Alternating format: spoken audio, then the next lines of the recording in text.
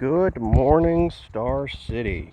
Mayor Dustin here to talk with you about some fun things to do in Savage Worlds. So one of the things that I've been doing is I've been going back and listening to the Elric saga on Audible. And I read the saga when I was younger, but you know how like when you're a certain age you get bits and pieces of information and it pays to go back and see a different picture of things when you're older. Well, I'm doing that with the Elric saga.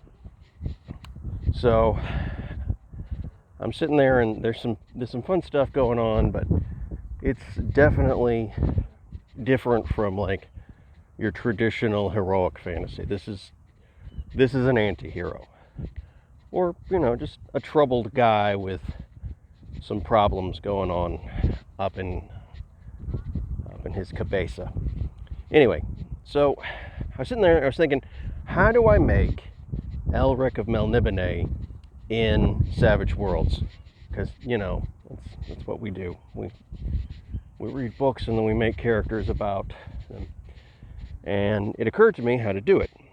All right, so if you want to make Elric of Melnibone in Savage Worlds, here's what I would recommend. First thing, you're going to need to pick either a human or a half-elf. All right, Melniboneans, you can argue about what they are, but they're effectively drow. And so Elric is a little bit odd because he's like an albino drow in that aspect. Part of the reason why is you want him to be adaptable because you're going to need 3 particular edges. Since he's a prince, you're going to need the aristocrat edge. You don't need to get aristocrat at character creation. You can get it later.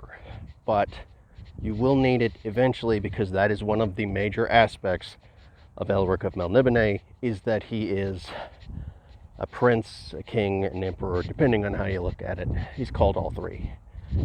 Alright, he's also one of the greatest sorcerers ever, and particularly in his era, he is the greatest. Even before he gets Stormbreaker, Stormbringer, he's able to summon Elric, which is a Lord of Chaos. Like, he actually is able to break through the veil, which is impressive in any capacity. So, he's an aristocrat, and he's a sorcerer. Now, the final piece in your trio of edges, it's going to require that the game have the Born a Hero setting rule.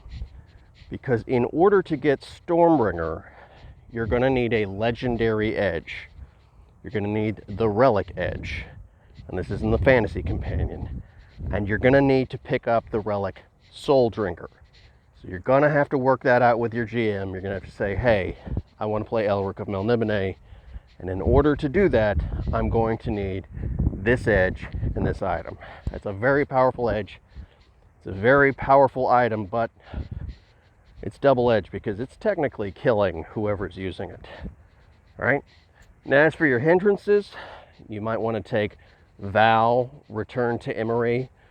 You definitely want to take Anemic because that's one of the character's major features, is that he's taken with like a wasting disease. He has to get these special herbs, or he has to kill people with Stormbringer. So yeah, I would go with Anemic or Major Habit, special herbs, depending on how you want to look at it. Yeah, and once you do all that, and you get some pretty good armor, and read the books, I would definitely recommend reading the books, you've got Elric of Melnibone. All right, folks. Well, I hope that helps you fulfill your fantasy desires in Savage Worlds and maybe bring some characters to life. I'm Dustin. Check out some of the links below. Check out our website. Subscribe to our newsletter. Like and subscribe to this channel and share for your friends. And thanks for your time. I'll catch you later.